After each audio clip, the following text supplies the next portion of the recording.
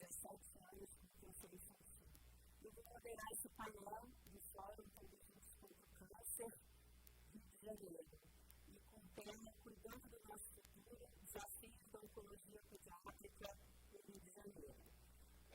O câncer infantil é a primeira causa de morte por doença de 0 a 19 anos no Brasil. Apesar disso, é uma doença altamente curável. Por conta disso, a gente precisa continuar investindo muito em diagnóstico precoce, acesso a um tratamento de qualidade, acesso a cuidados paliativos pediátricos e também uma atenção especial aos registros de câncer para que a gente possa realmente fazer controle da doença. Então, hoje a gente vai discutir aqui no fórum todas essas questões. E para isso, a gente vai começar com a Carolina Mota, psicóloga, especialista em saúde pública, atualmente gestora de projetos de oncologia do Instituto Desiderata, a doutora Sima Ferman, que está aqui comigo, chefe de oncologia pediátrica do Instituto Nacional do Câncer, o INCA, e com a doutora Paula Bortolom, que é doutora em comunicação e informação em saúde pela Fiocruz e pesquisadora do Núcleo de Experimentação em Tecnologias Interativas. Cada uma, então, terá em cerca de 20 minutos para apresentação individual e a gente vai começar a conversa aqui com a Carolina. Carolina, bem-vinda. Pode começar a sua apresentação. Olá, Roberta. Boa tarde. Obrigada. Boa tarde a todos. Primeiro, eu queria agradecer a todos da organização do evento, a equipe do Abrário, do Todos Juntos contra o Câncer, pelo convite. É um prazer estar aqui com vocês. O tema, então, da minha palestra, aqui da minha conversa com vocês hoje, é sobre as especificidades da atenção à oncologia pediátrica. E aí, assim, primeiro situando um pouco de que lugar que eu falo, né? Eu trabalho no Instituto Desiderata, nós somos uma OCIP focada no fortalecimento de políticas públicas para a saúde da criança e adolescentes. Há mais de 17 anos, a gente trabalha, então, no Rio de Janeiro. E nosso trabalho, a gente trabalha na prevenção, no diagnóstico precoce, no tratamento do câncer e de outras doenças crônicas não transmissíveis, como a obesidade infanto-juvenil.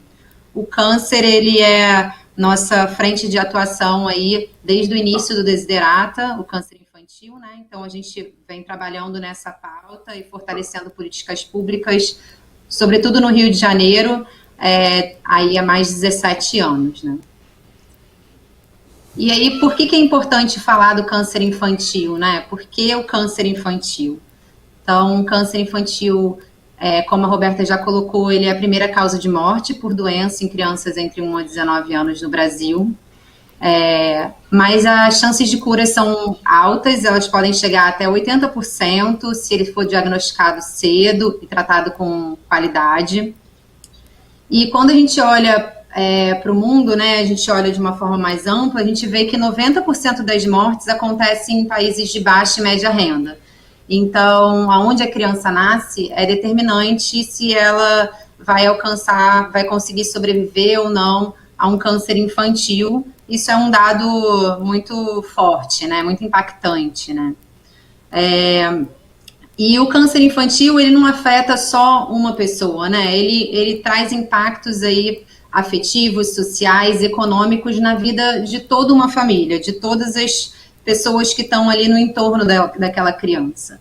Ele traz um impacto muito grande para todos no seu entorno. São poucos casos, mas vidas de crianças são perdidas e é uma doença potencialmente curável. Então, por isso é tão importante a gente olhar com prioridade para o câncer infanto-juvenil.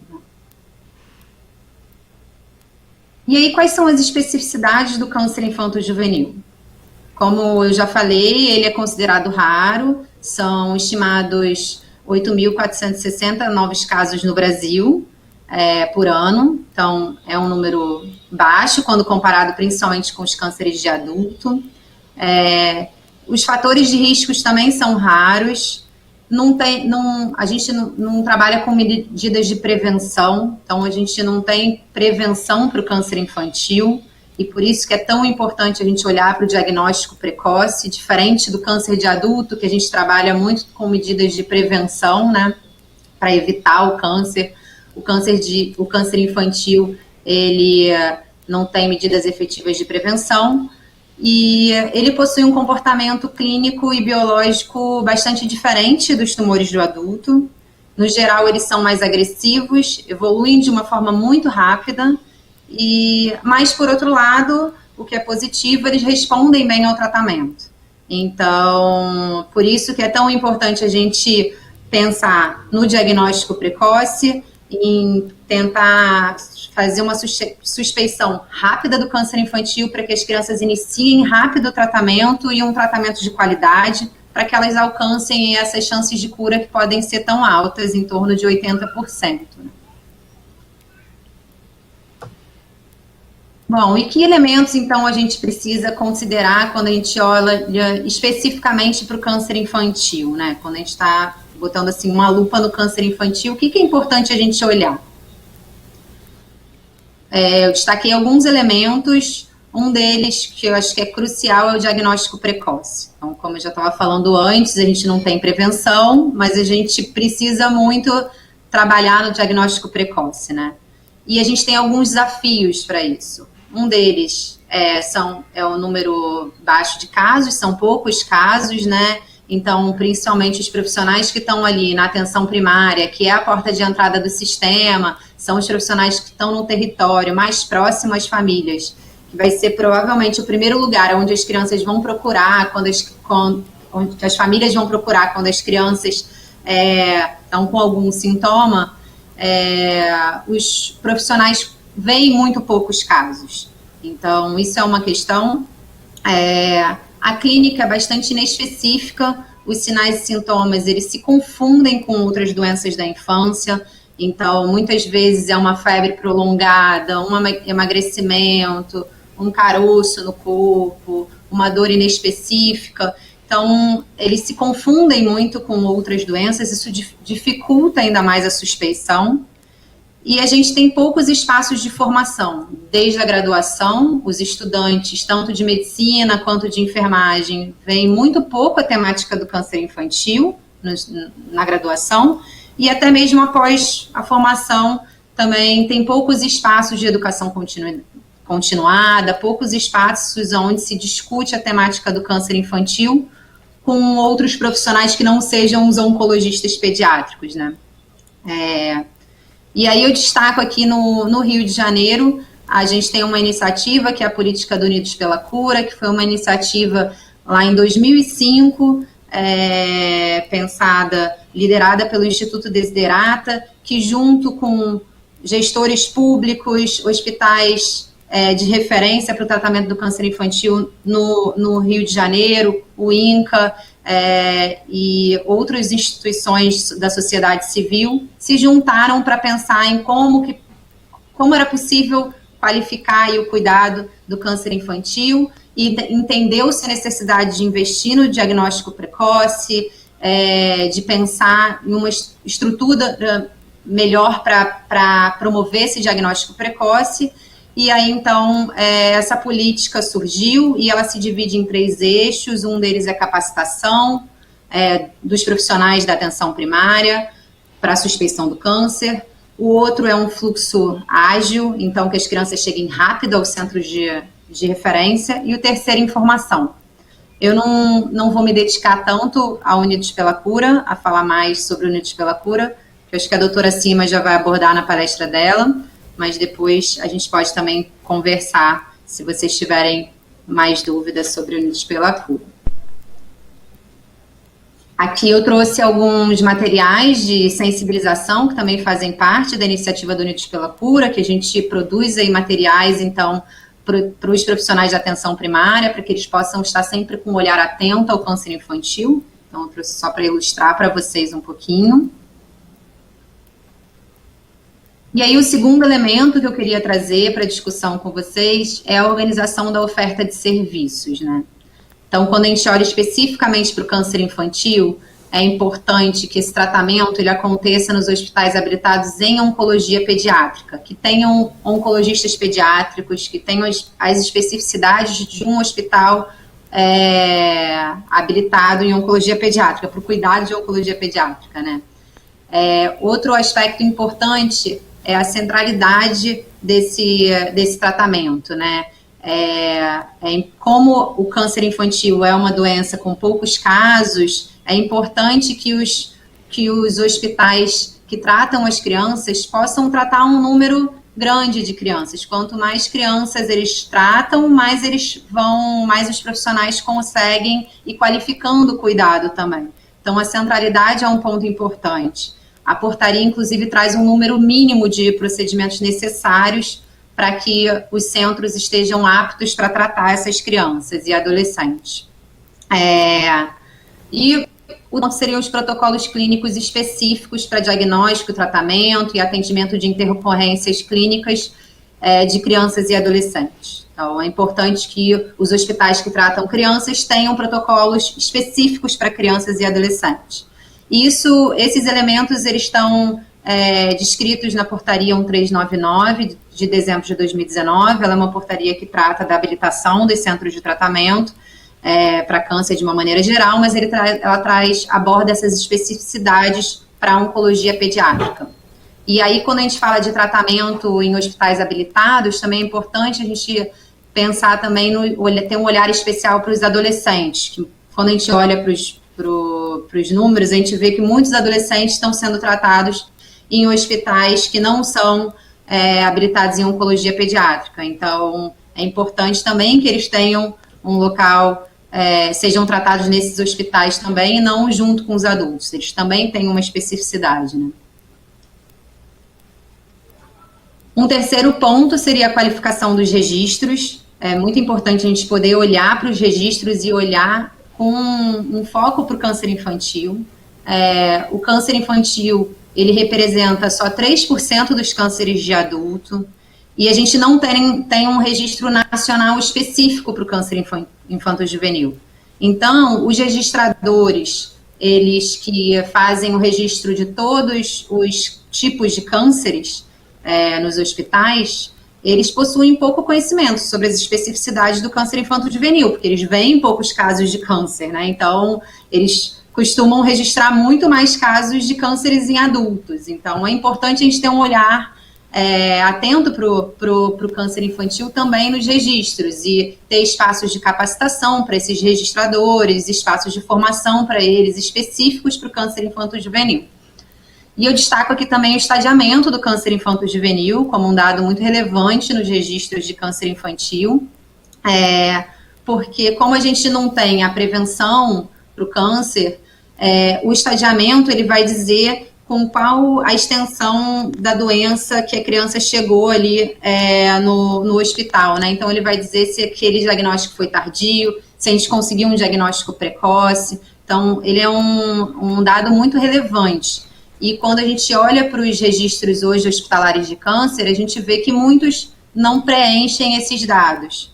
Então, acho que é importante a gente poder olhar com mais atenção para o estadiamento. Há uns anos atrás, a gente teve o Consenso de Toronto, eu destaquei aqui como uma iniciativa muito importante, que um grupo de especialistas se reuniu em Toronto e estabeleceu recomendações para padronizar o estadiamento dos tumores pediátricos. Então, ter um olhar diferente e padronizado para os tumores pediátricos, independente dos cânceres de adultos, né? Então, isso foi acho que foi um avanço, assim, foi muito importante esse consenso. Está buscando ser implementado aí em diversos países aí no mundo. E aqui eu trouxe só para ilustrar um pouco o panorama de oncologia pediátrica, que é um boletim que a gente elabora no Desiderata bianualmente para trazer os dados sobre câncer infantil. Então, é fundamental que a gente possa olhar para os dados, olhar para o que a gente tem de dados, como que a gente está, a situação do nosso tratamento, do câncer infantil, enfim, quantos novos casos, a gente olhar mais precisamente para os dados do câncer infantil, para a gente poder aí pensar em qualificação de políticas públicas, no que a gente precisa estar focando mais. Então, é um instrumento que eu acho que é muito importante. Esse ano a gente vai estar promovendo, inclusive, um panorama nacional aí para a oncologia pediátrica, não só especificamente do estado do Rio, mas também tendo um olhar mais Brasil.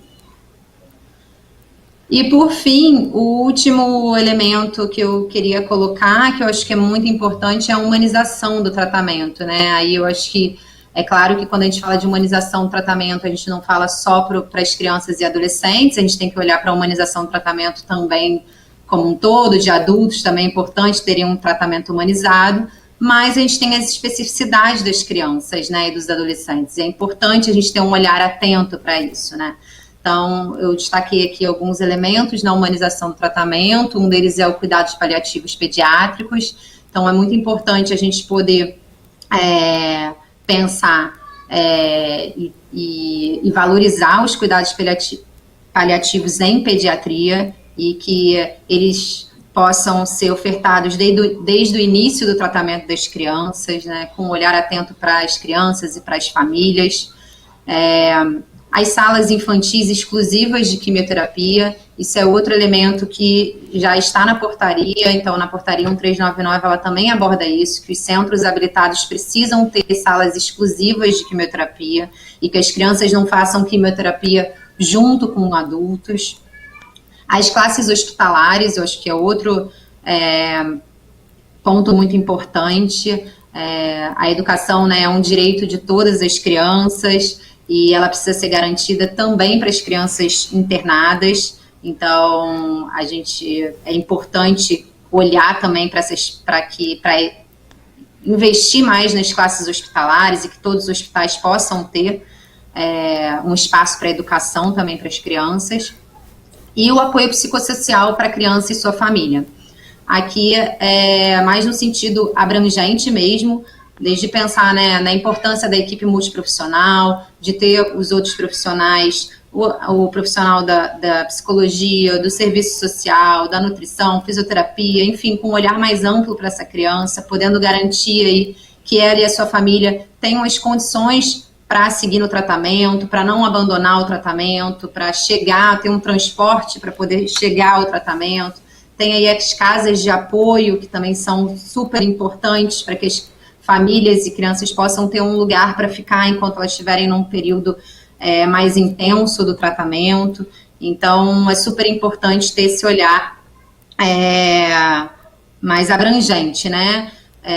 Quando a gente fala de câncer infantil. E aí eu trago aqui um pouquinho umas imagens para ilustrar para vocês do trabalho aqui, também do Desiderata, que a gente já há mais de 10 anos a gente faz um trabalho também de humanização dos centros de referência para tratamento em câncer infantil no Rio de Janeiro.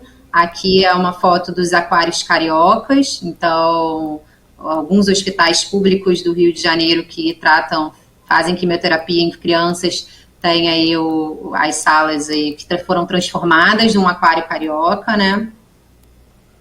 E aqui o tomógrafo do Jesus, do Hospital Municipal Jesus, que a gente transformou num submarino carioca.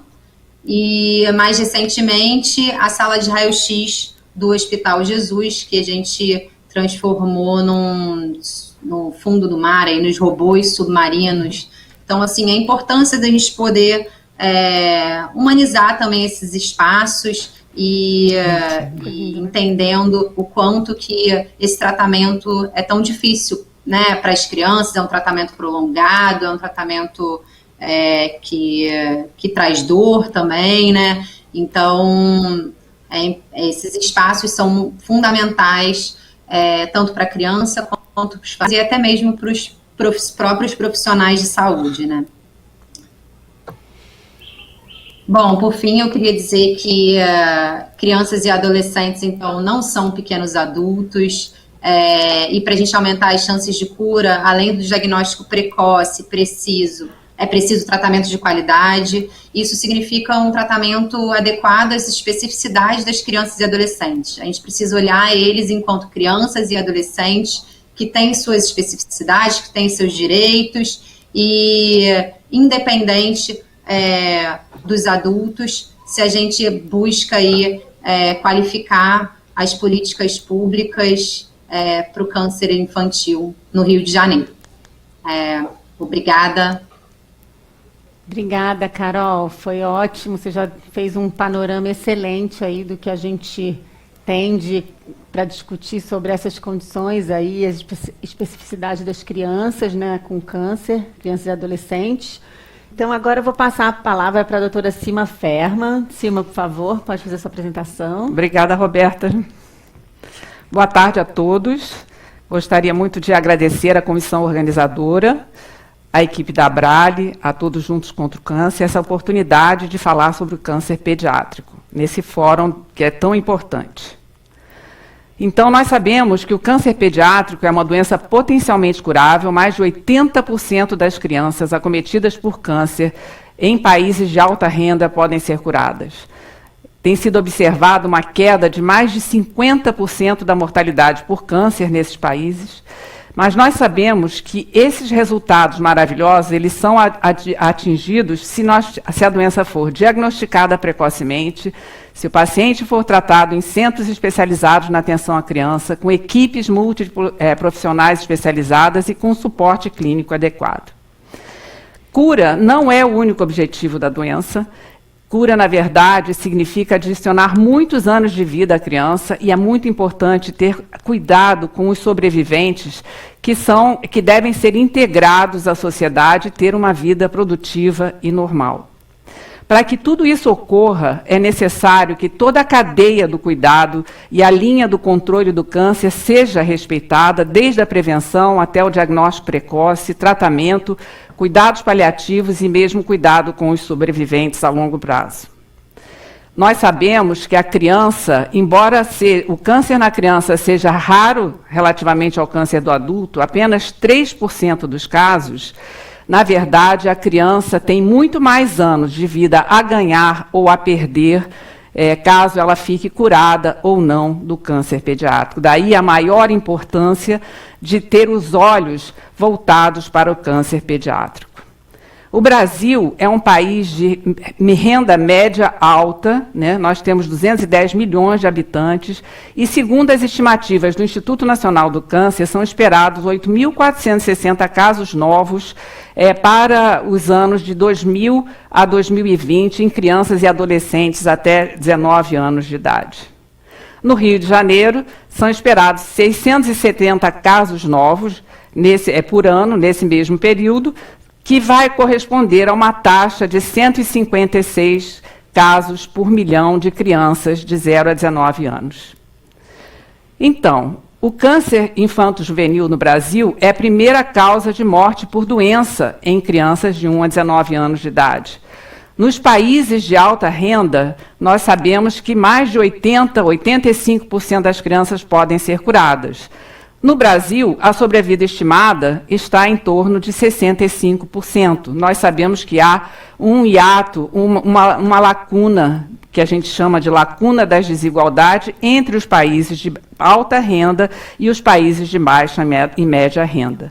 Nós vimos, através das taxas de mortalidade, né, no Brasil, ao longo desse mesmo período que eu tinha mostrado para vocês uma queda de 50% na mortalidade, que no Brasil essa taxa de mortalidade está mais ou menos com uma tendência à estabilidade. Então nós vemos que nós temos muita coisa para fazer ainda no Brasil para poder chegar a esses resultados maravilhosos do câncer pediátrico. E quais são os grandes desafios? Muitas crianças chegam ao tratamento com doença avançada, o risco que existe do abandono de tratamento, o efeito da pobreza extrema, né, que está associada a alterações até da aderência ao tratamento, e mesmo comorbidades como a própria desnutrição. O Instituto Nacional do Câncer, né, é um centro de referência especializado no atendimento a crianças e adolescentes com doenças oncohematológicas. Anualmente, são matriculados no INCA cerca de 270 pacientes com câncer com a idade inferior a 19 anos. O complexo pediátrico no INCA, que é um hospital geral de câncer, ele ocupa 3 andares do hospital, o térreo, o 5º e o 11º andar. E, ao longo dos anos, tem sido realmente um grande desafio desenvolver uma estrutura pediátrica num hospital geral de câncer. E muito do que nós conseguimos fazer para desenvolver toda essa estrutura que a Carol falou que é necessária para um bom atendimento do câncer pediátrico, nós conseguimos muito através também de participação não só do governo, mas também da comunidade, no sentido de poder fazer com que muitos projetos se tornassem realidade. Então, hoje, nós temos uma estrutura muito sofisticada em que é possível dar o atendimento de suporte adequado para o paciente, além também de todo o cuidado com a humanização do tratamento. Qual é a característica dos pacientes que nós atendemos, né? Normalmente, nós matriculamos crianças ainda com forte suspeita, ou mesmo com diagnóstico já confirmado de neoplasia, mas uma particularidade dos nossos pacientes é que 43% deles têm extrema pobreza, ou seja, uma renda per capita mensal menor do que meio salário mínimo. A maioria dos pais, eles têm uma educação elementar. Nós temos poucos casos de analfabetos, né? E 35% dos nossos pacientes são da cidade do Rio de Janeiro e 65% do estado do Rio de Janeiro. O que nós tentamos fazer ao longo dos anos é desenvolver um cuidado centrado na família, no paciente e na família. E tudo baseado em equipe multidisciplinar especializada na atenção à criança, que é o que hoje a gente sabe que faz uma diferença no tratamento do câncer. Né? E aí, com isso, nós temos tentado percorrer ou desenvolver tudo que é necessário para a linha do cuidado, que começa desde o diagnóstico precoce até o diagnóstico preciso, o estadiamento da doença adequado, o tratamento multidisciplinar, os aspectos sociais e o cuidado com os sobreviventes e até o cuidado paliativo também. Então, eu queria abordar agora com vocês alguns aspectos que, de fato, a Carol já mencionou, mas que são extremamente importantes e o que nós temos feito para enfrentar alguns desses problemas. Nós sabemos que cerca de 40% das crianças chegam ao centro de tratamento com doença avançada. E aí, a iniciativa Unidos pela Cura, que já foi muito bem explicada pela Carol, né, é uma iniciativa que é uma política pública, na verdade, que une tanto o Instituto Desiderata, como os gestores públicos, os serviços que atendem câncer pediátrico no Rio de Janeiro, né, e a ideia é que essas crianças, quando há uma suspeita na atenção básica, o paciente seja imediatamente encaminhado para um polo de referência, né, para que ele possa ser investigado e tratado adequadamente do seu câncer. E aí tem todo um complexo dessa iniciativa que inclui tanto a questão da educação, capacitação dos profissionais, da atenção básica para estar atentos para os sinais e sintomas e encaminhar o paciente o mais precocemente possível, o cartão de encaminhamento, né, quando o paciente está nas unidades básicas de saúde para ser encaminhado para um polo de atendimento e depois todo o monitoramento desse sistema para ver o que aconteceu com essas crianças que foram encaminhadas. Então, esse fluxo, né, que era a meta de ser 72 horas, né, é interessante que antes de iniciar essa iniciativa, antes do início dessa Unidos pela Cura, a média, né, de encaminhamento era em torno de 60 dias. E, atualmente, cerca de 90% das crianças chegam com menos de 30 dias para um polo de investigação e diagnóstico. No boletim informativo, que a Carol já mostrou também, em 2019 foram capacitados 4.090 profissionais da atenção básica e 1.560 casos de pacientes foram encaminhados com 150 pacientes confirmados de câncer. Esses 150 pacientes foram distribuídos em várias doenças que são comuns em crianças, sendo a mais frequente o tumor de sistema nervoso central, mas também outros tumores que acontecem em criança foram representados e puderam receber o tratamento adequado. Outra questão que eu queria falar é a questão do abandono de tratamento. Primeiro, a gente precisa até definir o que significa abandono de tratamento. O abandono de tratamento é a falha para começar ou completar o tratamento para uma doença que pode ser curada ou definitivamente controlada. E a falta de tratamento por um período consecutivo definido como um hiato de 4 ou mais semanas no tratamento programado sem uma causa clínica. Nós sabemos que se o paciente abandona o tratamento, por alguma razão, a chance dele de cura diminui drasticamente, né? Então, nós, desde 2012, que nós vimos perseguindo essa questão, e nós temos um projeto muito lindo, que é um projeto de prevenção do abandono de tratamento, que nós, inclusive, publicamos, né, essa experiência, e que, na verdade, o que nós temos uma assistente de pesquisa, ela registra diariamente os pacientes que estão em tratamento ativo, monitora as consultas, se o paciente faltou, ela vai, procura, telefona para saber o que foi que aconteceu, identifica o motivo da falta, né, e reagenda a consulta para que o paciente possa voltar para fazer o atendimento. E isso tudo, né, além disso, a equipe multidisciplinar, ela está muito ligada nessa questão, que é muito importante os pais saberem por que eles têm que vir para fazer o tratamento. É um tratamento longo, muitas vezes, e tem dificuldades, às vezes, para eles poderem estar presentes no tratamento. Então, é feita essa educação da importância do paciente vir, do paciente tratar, né? São identificadas as barreiras para cada caso, né? Porque cada caso é um caso, e elaboradas estratégias para poder fazer com que o paciente volte ao tratamento, venha ao tratamento, né?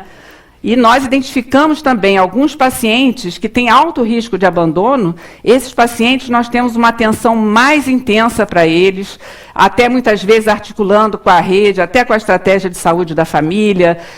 Muitas vezes tem várias maneiras que nós tentamos organizar. E com isso, no período de 2012 a 2017, nós tivemos 1.139 pacientes e a nossa taxa de abandono foi de 1,66%. Lembrando que em alguns países de baixa renda, o abandono chega até 70%. Tá? Então, assim, esse número é um número baixo. Nesse período que nós temos feito esse estudo, houve uma diminuição até de 50% em relação ao início do estudo, né? Então, assim, é algo que nós aqui fazemos uma prevenção, na verdade, e temos realmente uma taxa que nós consideramos de abandono muito baixa de tratamento. A outra questão da maior importância é o suporte psicossocial e econômico. Então, nós temos a hospedagem com a Casa Ronald, auxílio transporte para que o paciente possa vir ao tratamento, bolsa de alimento. As assistentes sociais, elas explicam os benefícios assistenciais que os pacientes podem ter. E tudo também, muito apoio da comunidade, dos grupos de voluntários para auxiliar nesses pacientes também. Aqui é só para vocês verem a Casa Ronald McDonald, né, que é um braço do tratamento, que as crianças ficam hospedadas lá, enquanto elas, principalmente as crianças que moram longe do tratamento, para não perder tratamento, porque tudo é feito para que a criança não perca nenhum momento, nenhuma etapa do seu tratamento. Tá? E aí, a outra questão, né, que eu queria comentar é a questão também da importância que como a Carol já falou, a humanização do tratamento, porque o diagnóstico do câncer modifica muito a vida da criança, né? A criança vai precisar vir várias vezes ao hospital, submeter a procedimentos dolorosos, internações, né? Então, existe um desgaste muito grande emocional, tanto para a criança quanto para os seus familiares. Até mesmo o medo, a incerteza são muito intensos, né? Então, para isso, nós sempre dizemos que a aliança terapêutica ela é extremamente importante. E a relação que é firmada entre o paciente, a família e a equipe, ela sempre tem que ser baseada no respeito mútuo, na negociação, no diálogo e na honestidade. E com isso, então, nós sempre mantemos a vida próximo da criança o mais possível do normal. E as atividades mais importantes da criança são o quê? Brincar e estudar. Né? Então, nós temos um convênio com a classe hospitalar do município, né? Porque nós acreditamos mesmo que é muito importante trazer esse senso de normalidade para a vida, né? Estimulando o aprendizado, a sociabilização da criança, né? Então, aqui mostra, né, como a criança vai para a escola, elas vão muito felizes para a escola, mesmo estando internadas, né? Então, são atividades, nós temos 2 professoras que fazem parte mesmo da equipe, e é muito, muito importante. Mas nós não pensamos só nesse tempo do tratamento, né? É muito importante acompanhar essa criança a longo prazo. Aqui são alguns casos felizes de sucesso, né, de pacientes que depois, um já se formou médico, essa paciente ela é advogada, atleta, quer dizer, que eles possam casar, que eles possam ter uma vida normal. Então, é muito importante acompanhar esse paciente, além daquele momento do tratamento dele, né, para poder verificar, né, se tem algo que possa ser feito até, que possa ter alguma alteração que possa ter ficado em relação à doença, que possa ter ficado ao tratamento que a gente fez, né? Sempre tem muito que pode ser feito, né? Então, esse acompanhamento dos pacientes é fundamental. E eu acho que assim, é importante frisar, né, que nada é possível no tratamento do câncer pediátrico se não houver uma parceria e cooperação. O governo ele nunca vai ser possível de dar conta de tudo o que essas crianças precisam para um atendimento muito adequado, né? Então, é importante que estejam todos juntos, né? O governo, os profissionais, os familiares e os voluntários e a sociedade, né? Na verdade, o câncer infanto-juvenil deve ser uma prioridade na agenda de saúde global da criança. Então, eu queria muito agradecer a todos, né, que se unem nessa jornada. E é um longo caminho, mas que vale a pena, e é muito bom a gente ver realmente todo o sucesso que tem sido feito ao longo do tempo e tudo que nós ainda temos que fazer para melhorar mais e mais a vida das crianças. O que eu sempre digo é que nenhuma criança deve sofrer desnecessariamente. Então, nós temos que lutar para o melhor pelas crianças. Obrigada. Excelente, Sima. Super obrigada pela sua apresentação. Então, agora eu vou passar a palavra para a doutora Paula Bortolom. Paula, boa tarde, bem-vinda. Boa tarde, obrigada. Obrigada a todas, obrigada a todos. É muito gratificante estar nesse espaço com vocês hoje, tratando de um assunto tão importante e delicado, e esses espaços, né, que a gente tem essa troca interinstitucional, sempre são com a sociedade civil também, são espaços muito ricos para a gente pensar nosso cuidado, e agora especificamente a gente falando de oncologia pediátrica. Então, eu venho falar em nome da Superintendência de Atenção Especializada, Controle e Avaliação da Secretaria de Estado de Saúde do Rio de Janeiro. Então, é com muita satisfação que eu vou tentar, depois das apresentações das colegas, colocar um pouco a situação da nossa rede de atenção à saúde e alguns desafios que aparecem aí para a gente pensar esse cuidado. Então, só para resgatar, vou passar muito rapidamente nesse início, porque eu acho que as colegas já apresentaram muito bem esse começo, né, esse status quo do câncer pediátrico, mas só para resgatar que a política, que o câncer se tornou, né, uma política nacional, a partir de 2005 foi reconhecido assim, tendo acontecido atualizações dessa política de atenção oncológica, e em 2013, né, tentando englobar toda a linha de cuidado do câncer, e além disso, as leis, né, que vieram complementar a política nacional, que estão muito relacionadas à questão dos exames, né, em tempo oportuno, e também do tratamento, a famosa lei dos 60 dias, né, a lei 12.732. E aí, essa minha apresentação, eu trouxe essa linha de cuidado para a gente tentar conversar um pouco sobre a questão, os desafios que nos são colocados, pensando essa linha de cuidado do câncer, né, desde a consulta com o generalista, né, com esse olhar atento para o rastreamento, para a detecção precoce, até a chegada desse paciente ao tratamento, depois de ter realizado os exames confirmatórios, e ao tratamento, né, o seu processo de alta hospitalar ou o processo do cuidado paliativo também sendo representado aqui. Então, só para relembrar, acho que foi a Carolina que nos lembrou disso, né, que no câncer pediátrico o enfoque ele está voltado para o diagnóstico precoce e para o tratamento oportuno, né, existe essa associação entre fatores ambientais e exposição, né, e o risco de desenvolver o câncer na infância ainda e na adolescência, tem evidências científicas ainda controversas, não está muito claro isso. Então, o enfoque desse programa da atenção oncológica para a pediatria, ele está voltado mesmo para o diagnóstico precoce e tratamento. E aí, quando você fala de diagnóstico, nós vamos ter, né, a diferenciação entre os tumores, sendo sólidos, normalmente o exame de imagem, né, que pode orientar a abordagem cirúrgica para a retirada do tumor, mas às vezes precisa também ser complementado por outros exames. E nos outros casos, né, de câncer, a biópsia como um ponto para você determinar qual seria a terapia ou a necessidade de uma terapia neoadjuvante também, para depois realizar, né, o tratamento cirúrgico. E aí, entrando um pouco no que a gente consegue enxergar da nossa rede de atenção oncológica e de como esses pacientes estão chegando, né, na nossa atenção, no nosso cuidado de saúde, eu vou trazer algumas figuras, né, alguns estudos que a gente levantou, baseados nas informações do painel de oncologia do SUS, né? É bom lembrar que o painel tem seus dados públicos disponíveis no DataSUS. Mas a gente percebe por essa imagem que existe uma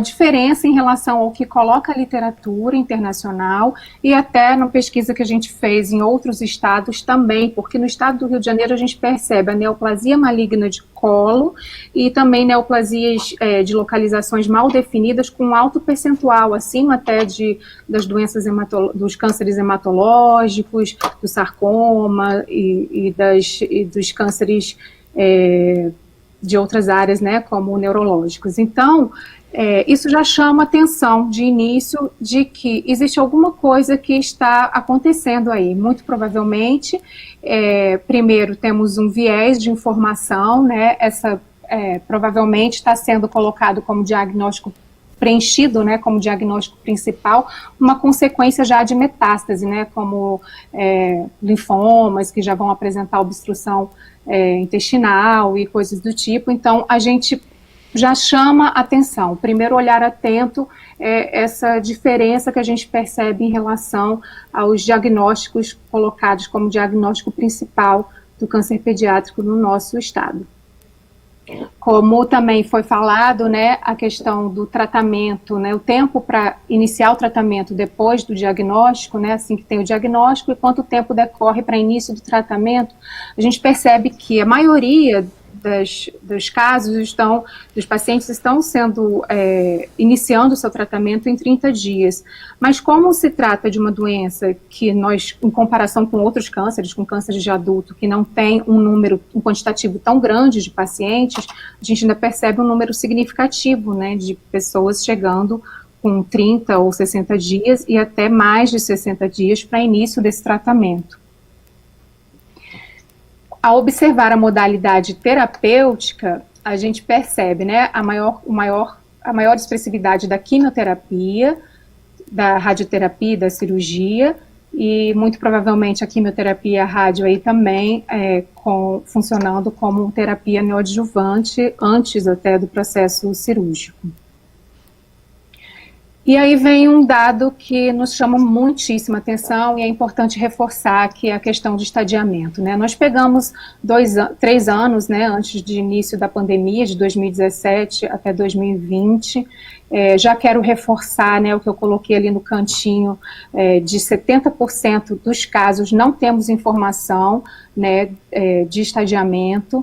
Então, isso chama muita atenção para essa fragilidade do nosso dado do painel de oncologia, e já seria um primeiro desafio, né, a gente trabalhar a gestão da informação para a gente conhecer melhor a doença, né, a enfermidade no nosso estado, e também quem são os nossos pacientes.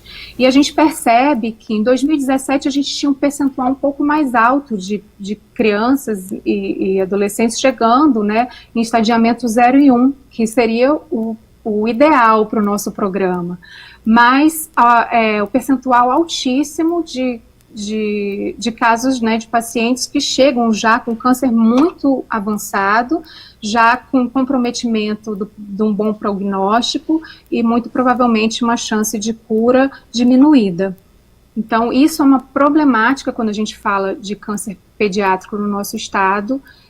Na verdade, esse é um comportamento que a gente observa em outros cânceres também, não só na pediatria, mas na pediatria chama muita atenção isso, em função também do que eu mostrei previamente, né, dos diagnósticos já aparecendo ali, já sendo colocados como diagnóstico principal e, na verdade, já sendo resultados muito provavelmente de metástase. Também chama atenção para a questão do transplante de medula óssea, né? Na Secretaria de Saúde a gente tem o apoio do Estado para quando precisa levar o paciente para fora do Estado do Rio de Janeiro, então é o trabalho que o TFD, né, o tratamento fora do domicílio, executa, e a gente trouxe para ilustrar, né, que embora não seja a maioria dos casos, tendo essa necessidade, é previsto então o transporte, né, a estadia, a alimentação, pela Secretaria de Saúde para essas crianças, né, e o responsável que esteja indo junto para realizar, então, o transplante. O maior percentual aí a gente vê entre crianças de 1 a 4 anos, e também, em segundo lugar, aí de 10 a 15 anos. Depois eu quero falar um pouco sobre a rede assistencial, para a gente entender como está essa configuração, então, onde estão nossos serviços de alta especialidade em oncologia pediátrica, né? Então, nós temos 6 unidades habilitadas para assistência em oncologia pediátrica hoje no Rio de Janeiro, a 5, né, no município do Rio de Janeiro, e uma em Itaperuna. Distribuídas, então, a gente tem o CACOM, que é o INCA 1, temos 3 hospitais de UNACOM com serviço em oncologia pediátrica, e temos 2 hospitais com UNACOM exclusiva de oncologia pediátrica. Fazendo um somatório só para a gente ter uma ideia, né, isso se traduz em 173 leitos, né, entre leitos de clínico e cirúrgico, e 40 UTIs, entre UTIs do tipo 2 e 3. E embora a gente tenha essa configuração de unidades habilitadas, nós temos outros hospitais que também acabam realizando algum acolhimento desses pacientes diagnosticados com câncer pediátrico, mas a maior quantitativa, a maior expressão mesmo está no INCA 1. E aí vem uma informação que serve para a gente refletir, né, e repensar esse nosso cuidado e o nosso acesso ao cuidado no estado do Rio de Janeiro. Quando a gente pega as informações da regulação em oncologia pediátrica no estado do Rio de Janeiro, a gente percebe que existe um quantitativo, um total, né, de vagas disponibilizadas pelas unidades, e que não são preenchidas, né? Não são preenchidas e estão muitas vagas livres. Em alguns casos, se a gente for olhando unidade a unidade e até no somatório geral, a quantidade de vagas livres, ela representa praticamente metade, né, do total de vagas disponível. Ou seja, a gente está agendando muito menos paciente do que a gente de fato tem possibilidade de estar assistindo, né? Então, essa entrada parece estar sendo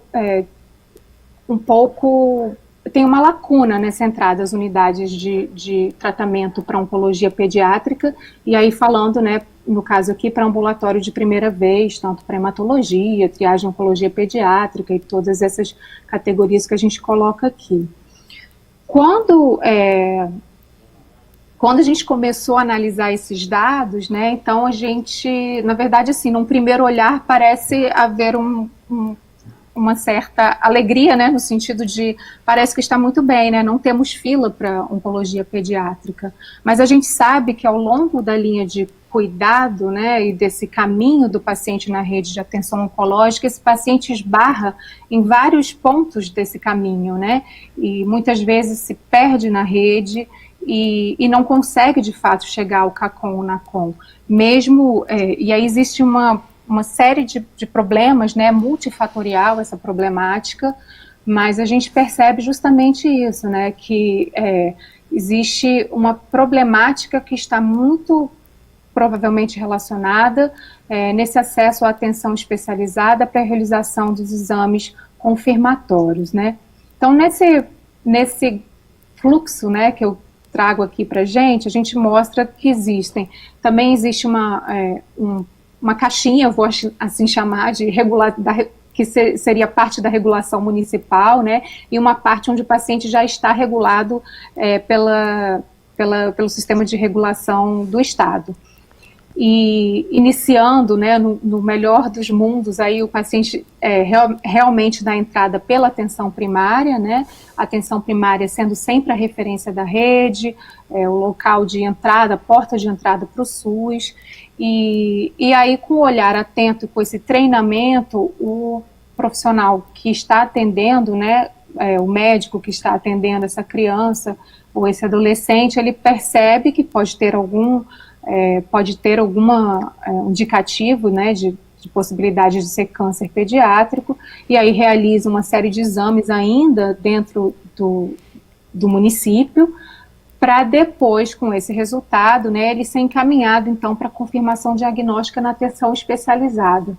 Quando isso acontece, o paciente, então, ele segue, né, com o resultado da sua biópsia, e com o pedido de encaminhamento médico, então ele é inserido no sistema de regulação estadual para, enfim, ter o acesso para a consulta de primeira vez e aí para o tratamento necessário em CACOM ou NACOM. E lembrando que a gente precisa sempre fechar esse fluxo, né? O paciente, ele precisa ter a sua referência de volta na atenção primária e não ficar restrito dentro do CACOM ou NACOM, né? A gente precisa fechar esse fluxo, inclusive lembrando a nossa dispersão mesmo de hospitais, né, pelo nosso estado, um na região norte e os outros 5 no próprio município do Rio de Janeiro.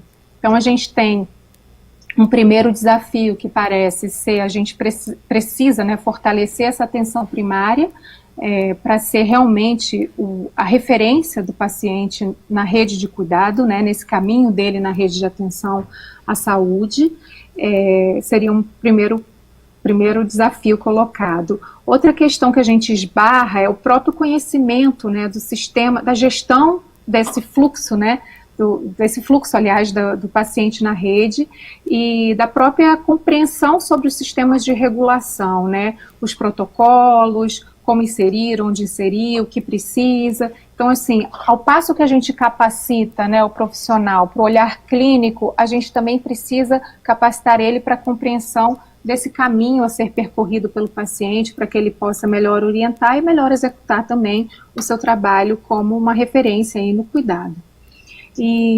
Mas aí fazendo o grande link que eu queria trazer aqui da problemática que a gente vê, né, daquela quantidade de vagas ofertadas na regulação e com o que eu mostrei também, que também já foi falado pelos outros colegas, né, do estadiamento do paciente chegando em estágio muito avançado, já com indicativos de metástase, inclusive, parece que existe uma problemática e um grande problema de comunicação na atenção especializada para confirmação diagnóstica, e o que a gente pensa é que talvez, embora a gente não possa perder a referência da atenção primária, nem tampouco suprimir o papel da regulação por uma questão de equidade, né, de acesso para todos os pacientes, e aí o papel importantíssimo do médico regulador dentro do sistema estadual de regulação, mas parece que a gente precisa facilitar esse acesso, encurtar esse caminho, né, vou falar assim, encurtar esse caminho da atenção especializada para o CACOM-NACOM. Aí a gente pode pensar em várias coisas a serem feitas, como os próprios exames, talvez, né, serem realizados dentro já dessas unidades de alta complexidade em oncologia, que, visto que é uma situação de quantitativa em relação a outros tipos de câncer, né, são quantidades menores de pacientes, então talvez essa seja uma possibilidade para dentro da realidade do câncer pediátrico. Mas o fato nós temos talvez protocolos muito rígidos de entrada, e aí o paciente acaba retornando à atenção especializada para realizar outro exame, ou algum exame complementar que ele não foi realizado, para inserir, e nisso se passam 2 meses, 1 mês, 3 meses, 4 meses, e aí a gente vai diminuindo a chance de cura. Então, para fechar a fala, a gente coloca aqui alguns desafios, né? Primeiro, sempre lembrando que o nosso maior desafio numa política de atenção oncológica é diminuir a mortalidade, claro, e todos os outros itens desafiadores vão ter impacto sobre isso, né? O fortalecimento da atenção primária à saúde como orientador do cuidado, pensando nessa necessidade de gerar o vínculo do paciente ao seu território, a proximidade de onde ele vive, para que ele tenha sempre uma referência de cuidado próximo, né, onde sua vida de fato acontece, a necessidade da gente fortalecer o vínculo profissional dos profissionais da atenção primária à saúde, porque às vezes você capacita, né, você faz uma série de atividades para treinamento profissional, para capacitação profissional, mas esse fluxo de profissionais que entram e saem na atenção primária torna inviável, né, essa continuidade dessa ação. O diagnóstico precoce também, fazendo esse link com o que eu já tinha dito, né, essa necessidade de verificar, a gente traz a necessidade de verificar nas unidades se a produção de exames, ela realmente está compatível com a capacidade instalada daquela unidade de saúde, né, ou se não, se a gente tem uma subprodução que poderia ser ampliada e garantir esse diagnóstico ser realizado mais precocemente. A questão da regulação unificada, pela oferta de vagas unificada, né, e um dos grandes desafios que a gente tem no Estado é que a gente tem as regulações municipais, também não tem um sistema que permita verificar toda a regulação de todos os municípios ao mesmo tempo. Isso talvez facilitaria a gente perceber onde tem esse equilíbrio, né, fazer esse equilíbrio da oferta e da demanda, distribuindo pelos municípios também. Então isso fica muito fechado e a gente só percebe esse gargalo aí quando chega realmente já na regulação estadual, que já está caminhando para o ambulatório de primeira vez. Depois a questão da gente pensar na alta orientada com essa responsabilidade do cuidado compartilhada com a atenção primária, lembrando que os planos terapêuticos, né, são desenvolvidos a partir da unidade de origem, ou seja, do NACOM, do CACOM, e aí novamente a necessidade de você capacitar todos os profissionais envolvidos nessa linha de cuidado da oncologia pediátrica, justamente para que depois o paciente com a alta, né, o paciente após a alta possa realizar o seu atendimento no município, sem essa necessidade de deslocamento a todo momento, como se o hospital fosse a grande referência dele. Então a gente bate muito nessa tecla que a referência deve ser sempre a atenção primária, salvo, claro, uma necessidade de acessar mesmo o serviço especializado de um hospital. E também um dos pontos que nós colocamos é a necessidade de fortalecer a rede de cuidados da pessoa com deficiência, né, próxima ao paciente. Tanto pensando não só na reabilitação desse paciente, mas quanto na adaptação dele após a alta. Pois, lembrando do fluxo que eu coloquei do caminho pela rede, o paciente, o mundo que a gente quer, né, é um mundo onde o paciente volte do CACOM-NACOM, né, para sua residência.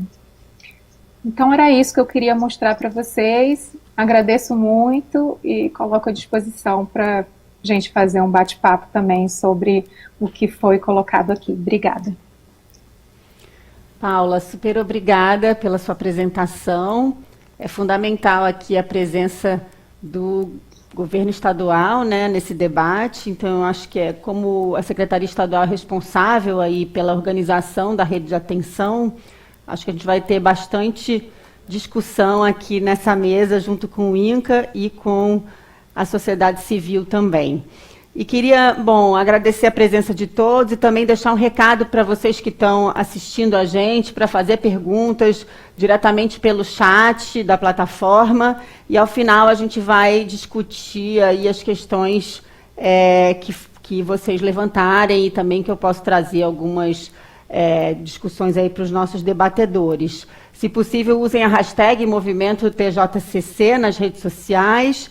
E também queria agradecer meus convidados aqui, a doutora Paula, a doutora Sima, a Carolina, e agradecer a presença de todos os convidados também, todas as pessoas que estão nos assistindo e que continuem acompanhando, enviando as perguntas pelo chat, que a gente vai continuar o debate. Tá bom? Obrigada, boa tarde.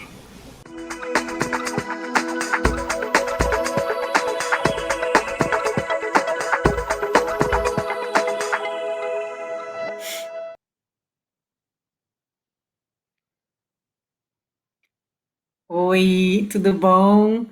Boa tarde, Carolina, doutora Sima, doutora Paula. Olá, boa tarde a todos. Olá. Queria começar aqui agradecendo a presença de todos que estão acompanhando o painel, uma oportunidade super relevante de estarmos discutindo aqui a oncologia pediátrica, num evento que fala de câncer como um todo e que temos o privilégio aí de poder falar um pouquinho das especificidades do câncer infantil e como que a gente pode qualificar a rede de atenção oncológica destinada a criança e adolescente. E super obrigada pelas apresentações. Eu queria começar assim, trazendo algumas reflexões minhas também e aí já vou emendando também com algumas perguntas que já chegaram pelo chat, mas me chamou a atenção que, tanto na apresentação da doutora Sima quanto da doutora Paula, temos aí um desafio de reduzir a mortalidade, né, de câncer infantil. E a doutora Sima mostrou naquele gráfico, né, que os outros países conseguiram reduzir drasticamente a mortalidade e a gente está um pouco estacionado nesse indicador. Então, queria começar perguntando sobre isso para a doutora Sima. O que a senhora atribui a essa permanência, né, essa dificuldade da gente conseguir sair desse nível de mortalidade, no caso do câncer infantil, e o que o INCA, né, como um órgão aí auxiliar do Ministério da Saúde, que tem também um papel nessa coordenação das ações integradas para a prevenção e controle do câncer, o que o INCA tem feito e atribui essa dificuldade da gente sair desse nível de mortalidade?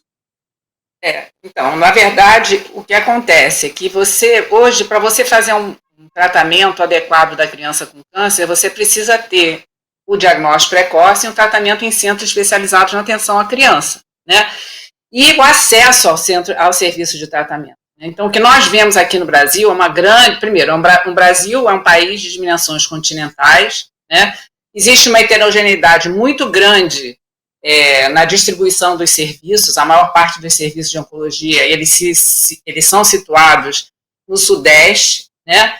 E, assim, muitas vezes esses pacientes precisam também chegar e receber um tratamento de qualidade, né?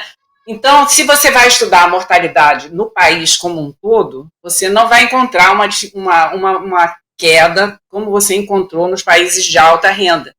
Entretanto, se você for olhar individualmente em alguns serviços específicos de oncologia pediátrica, você vai ver que houve uma melhora muito grande também no resultado do tratamento. Então, o que precisa normatizar para que o país inteiro, né, e em todas as regiões consiga ter acesso a um tratamento e um tratamento de qualidade, né? E para isso passa realmente também, né, por uma questão que eu acho que é fundamental. Nós sabemos que a criança, a Carolina falou que a criança não é um adulto pequeno, né?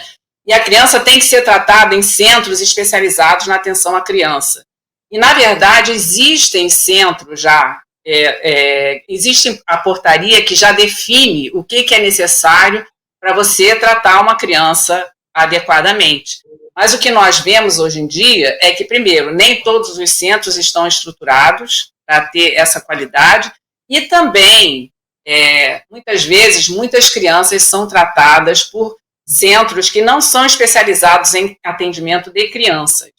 Então, o que precisa também, muitas vezes, é que essa portaria, além dela ser feita, ela seja cumprida de fato, né? E eu acho que nesse momento que ela for cumprida de fato, eu acho que nós vamos conseguir ver uma mudança nesse panorama como um todo. Mas também tem um aspecto que eu acho extremamente importante, que é essa relação entre atenção primária, secundária e terciária, que ela tem que ser muito mais estreitada, para que o paciente possa chegar mais precocemente ao centro de tratamento. E a palavra-chave que eu acho é a comunicação, tá? Então, há uma necessidade muito grande de comunicação entre os 3 níveis de atenção, cada vez maior, que eu acho que isso também vai melhorar muito a questão da chegada do paciente ao tratamento em tempo hábil. Perfeito, obrigada, Sima. Isso a Paula também trouxe um pouco na apresentação dela, né? Essa necessidade dessa integração, e eu acho que isso, de fato, é um ponto aí central, quando a gente está falando de uma doença que é rara, né? Tem poucos casos, que é o caso do câncer pediátrico, e que é potencialmente curável. Então, assim, a gente tem todas as condições, eu acho, como Estado, como cidade, de abraçar essas crianças, né? Assim, de tratar todas essas crianças, falando aqui especificamente do Rio de Janeiro. E a Paula mesmo trouxe nos dados dela que não há um problema de leitos, né?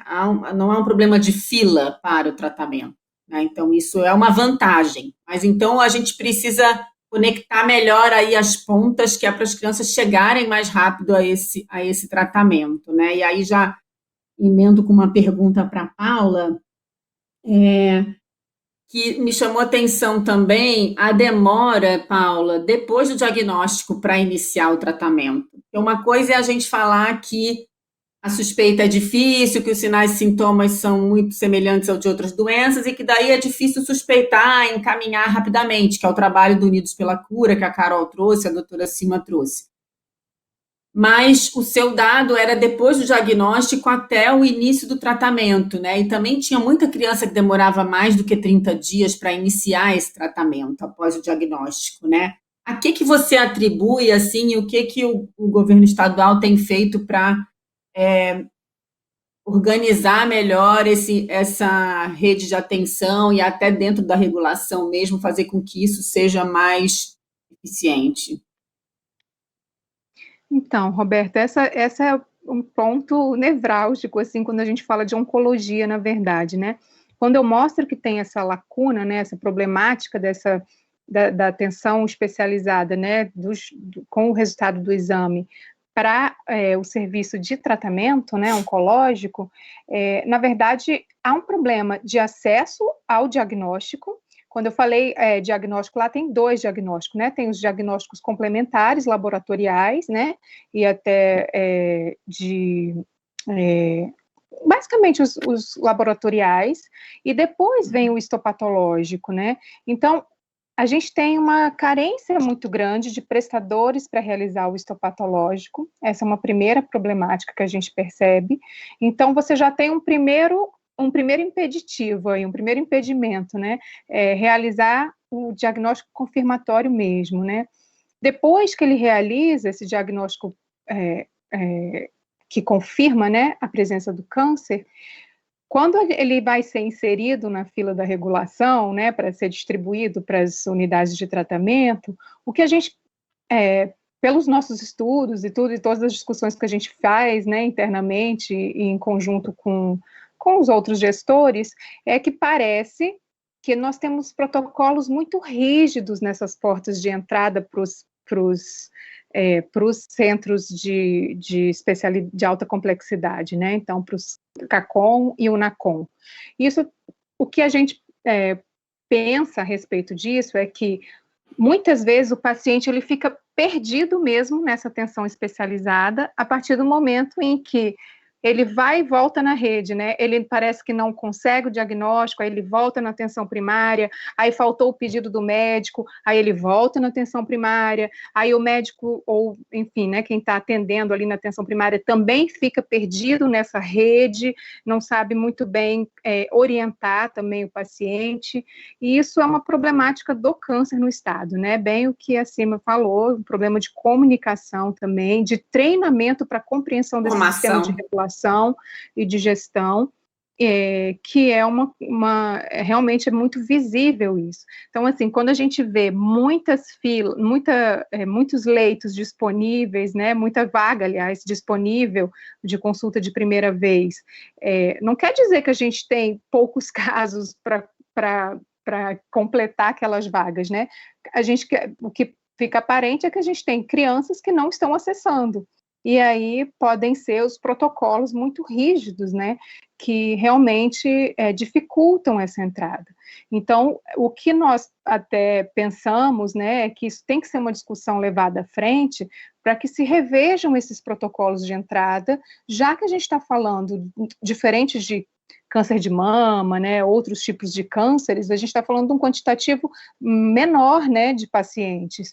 Então, talvez esses protocolos possam ter protocolos muito específicos para a gente encurtar esse caminho, né, do histopatológico, né, da biópsia e dessa necessidade, né, do encaminhamento médico para a unidade de tratamento. Isso não quer dizer que a gente se desfaça da regulação, porque a gente precisa prezar sempre pelo princípio do acesso, né, equânime, mas seria nesse sentido, né? Então, é uma discussão ampla e que vai perpassar ali na Secretaria de Saúde. A gente tem uma dificuldade mesmo de pensar quem seriam esses prestadores, né? Quem são esses prestadores? Então, os municípios têm muita dificuldade de acesso aos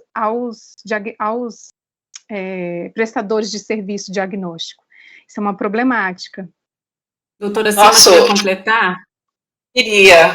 Eu acho que exatamente por essa razão que você está falando, é que assim, no nosso perfil de matrícula no INCA, né, nós recebemos pacientes com forte suspeita. Não precisa ter o diagnóstico firmado, porque exatamente nesse processo, nós entendemos que nesse processo de firmar o diagnóstico, o paciente vai perder muito tempo. Então, assim, nós recebemos a criança sem ainda o diagnóstico, somente com a forte suspeita. Só que para ele ter a forte suspeita, muitas vezes, é necessário que na atenção básica ou secundária ele tenha acesso a alguns exames de imagem. Isso é uma coisa que eu sempre tenho falado, Paula, que assim, como exatamente o número é pequeno, como você bem falou, né, de casos, se o profissional que está na atenção básica suspeita de câncer, tem que ter um sinal vermelho para ele poder fazer os exames que ele achar necessário para elucidar e poder já encaminhar esse paciente para um centro de tratamento ou de investigação diagnóstica mais profunda e tratamento. Então, assim, eu concordo com você plenamente e que exatamente esse tempo, inclusive de 60 dias, que é a lei que existe, é muito alto para a criança. O câncer da criança, ele se desenvolve muito rapidamente, então 60 dias para nós não serve, né? Então a criança tem que vir muito menos do que 30 dias até para poder começar a fazer um tratamento bem sucedido. Mas aí a gente pode trabalhar junto muito ainda pela frente, né? Sim. Eu vou fazer aqui agora algumas perguntas, assim, passar para a Carolina, uma pergunta que veio do chat. Como que as organizações do terceiro setor podem colaborar com a oncopediatria, Carol? Eu acho na verdade, as atuações são múltiplas, né? A gente pode pensar em uma série de atuações, mas eu destacaria como um papel fundamental, eu acho que de pautar o câncer infantil na agenda pública. Eu acho que o câncer infantil, como a gente está aqui conversando, né, já há algum tempo aqui, né, ele é raro, ele não vai aparecer na mídia por falta de leito, de filas enormes, mas a gente precisa pautar, precisa que ele seja pautado como câncer infantil e como uma agenda prioritária e que tem as especificidades que são distintas do câncer de adulto, como a gente está falando aqui. Então, eu acho que a sociedade civil ela tem esse papel fundamental, inclusive o SUS nas diretrizes, nos princípios organizativos ali, ele traz, né, a participação popular, né, a importância da participação popular para formular políticas públicas, apoiar na formulação de políticas públicas, no controle social, no monitoramento e avaliação dessas políticas. Então, eu acho que o terceiro setor ele precisa estar mais junto, inclusive, apoiando essas formulações, como a gente fez no Unidos pela Cura, né? Eu acho que o Unidos pela Cura é um exemplo disso, é um exemplo aí do terceiro setor, podendo atuar, como a gente chama, a gente fala do advocacy, né? Que é podendo atuar pautando o câncer infantil, pautando uma agenda que precisa ser prioritária e juntando aí as diversas instituições envolvidas para poder qualificar as políticas públicas para essa agenda. Eu acho que eu destacaria esse como um papel aí fundamental da sociedade civil. Perfeito. Doutora Cima, tem uma pergunta aqui que eu acho que pode ser para você, que é quais os riscos e desvantagens de crianças e adolescentes serem tratados em centros que não são habilitados para o câncer infantil? Isso é muito, muito sério, porque, assim, primeiro, que o câncer infantil, por ser uma doença rara, né, é necessário que você tenha também uma experiência para poder tratar adequadamente, né? Então, assim, muitas vezes o grande problema de uma criança ser tratada num centro que não tem expertise para tratar é que ela vai ser ou supertratada ou subtratada. E, em última análise, ela pode vir a ter realmente, pode ter um insucesso do tratamento, seja porque a doença não vai recuperar, ou mesmo até vir a ter uma sequela do tratamento que ela poderia ter sido evitada se ela tivesse sido tratada por pessoas que têm o conhecimento da doença, do manejo da doença. E eu sempre falo até para os residentes, né, que a oncologia pediátrica é a especialidade do detalhe. Então, cada detalhe ele tem que ser contemplado para que a gente possa dar para essa criança a melhor chance. Às vezes, se eu deixo passar um pequeno detalhe, pode ser a diferença entre a vida e a morte. Então, por isso é que eu acho que sim, que de fato é um risco muito grande a criança ser tratada por pessoas que não, profissionais que não são especializados na atenção à criança. E quando eu falo profissionais, eu não falo nem somente os médicos. Eu vejo hoje em dia que toda a equipe multidisciplinar ela tem que ter uma forma, um conhecimento de como abordar tanto a criança quanto os seus familiares. Então, a criança ela é um binômio, né? A criança e os pais. Então, assim, é muito importante que saibam, que o profissional saiba se chegar a esse binômio. Né? Então, eu acho que é muito por aí. Perfeito. Paula, chama atenção também nos dados que alguns centros, além de não serem habilitados, né, eles tratarem muito poucas crianças. Até alguns habilitados ali, São José do Avaí, por exemplo, né, apareceram ali com um número muito pequeno. Né? Como é que a Secretaria de Estado de Saúde pensa essa organização da rede em relação a esses centros que não tratam o número mínimo recomendado pela portaria do Ministério da Saúde, né? Como é que vocês veem isso e como é que isso é lidado aí no dia a dia com os hospitais que não atendem esse número mínimo? Então, Roberto, o que a gente não, assim, eu confesso que eu não aprofundei muito para ver que tipo de atendimento, né, cada unidade dessa prestou, né? Mas, assim, por experiência, a gente acredita que muitos desses centros, na verdade, realizam algum tipo de cirurgia e depois encaminha para o tratamento, para os outros tratamentos, né? Então, muito provavelmente isso é o que acontece. E aí, esse fluxo, na verdade, ele é um fluxo que está acontecendo de forma oportuna, né? Então, ele não é tão organizado quanto poderia ser, né? Mas se aproveita a oportunidade, já tendo o diagnóstico, alguma coisa que já permita remover um tumor para realizar essa cirurgia. Na verdade, no momento, a Secretaria de Saúde tem trabalhado muito em função da portaria, né, tentando realmente, junto ao Ministério, habilitar aquelas unidades que cumprem, né, aquele quantitativo. Mas isso ainda não existe ainda um programa que nos coloque, né, dentro do Estado mesmo, uma ação direta que retire dessas unidades para distribuir apenas naquelas unidades habilitadas. E eu acho que isso realmente perpassa por uma questão de oportunidade, já que a gente se depara tanto com a carência, né, de atendimentos para tratamento, né?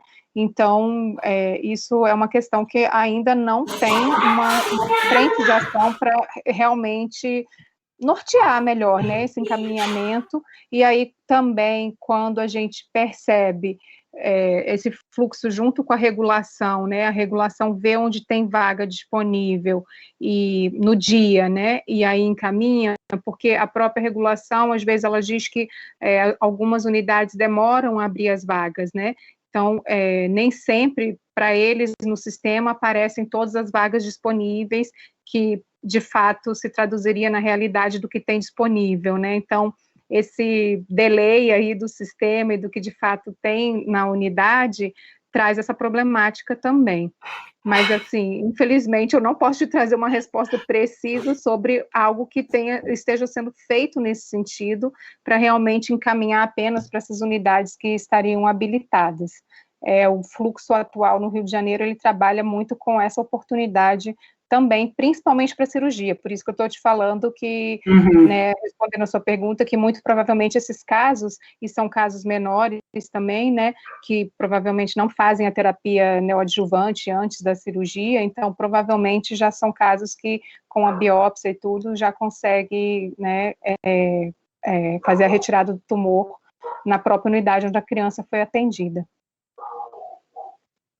Ok, já estamos aqui no nosso final, já pediram para eu encerrando e queria pedir as considerações aí finais de vocês e de repente fazer uma pergunta já na consideração final, porque tem algumas perguntas aqui que eu acho que são interessantes, talvez a Carolina na consideração final possa falar da equipe multi, a importância da terapia ocupacional e equipe multi.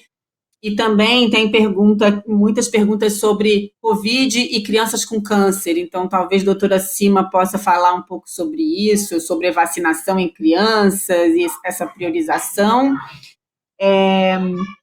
E Paula, se quiser falar sobre o comentário também das escolas, perguntaram sobre as escolas, se tem prevenção de câncer em escolas, articulação da saúde com a Secretaria de Educação, digamos assim. Mas se vocês puderem ser sucintas e já encaminharem para as considerações finais, seria ótimo. Obrigada.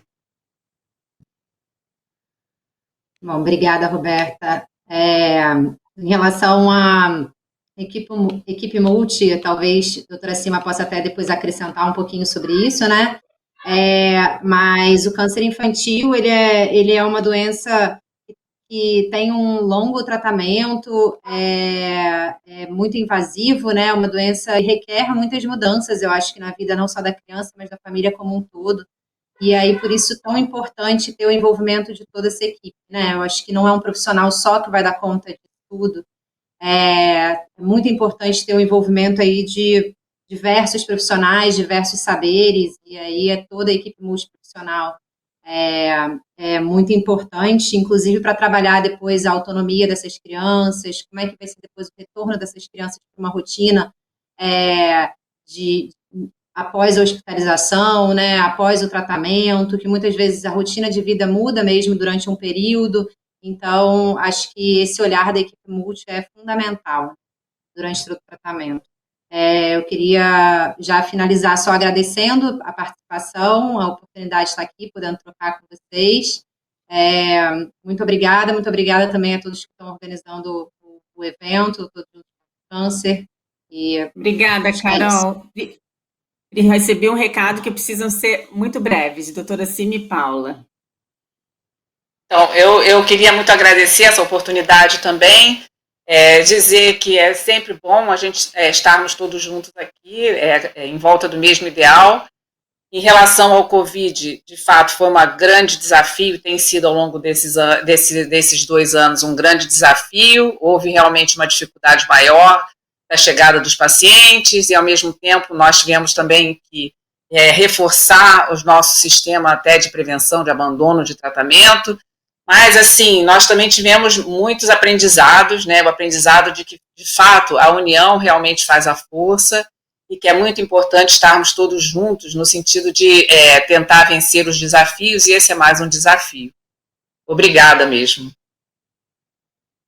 Sobre ações de educação, né, de secretarias de educação, com a questão do câncer pediátrico, eu realmente não poderia responder, porque eu desconheço essa ação, né, mas acho que, assim como a gente vivenciou aí por conta da Covid, né, novas experiências de educação, que pode ser uma oportunidade de se pensar a respeito disso, né, com acesso remoto para as crianças que estão ali e que podem voltar a esse convívio mais direto com a escola em si, né, já que a gente viu que é uma saída, né, é um caminho que pode ser utilizado a favor tanto da educação quanto da vida das crianças, né, de estarem, de alguma forma, inclusas na comunidade, né.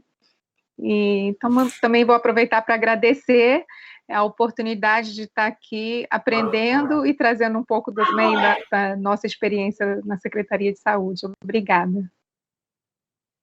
Muito obrigada, então, eu agradeço a ótima discussão, temos aí muitos elementos para continuar esse debate aqui no Rio, e nos vemos, e queria agradecer também aí ao Fórum Todos Juntos contra o Câncer, e estamos encerrando o painel, então. Obrigada a todos que participaram com a gente. Tchau, gente, boa noite.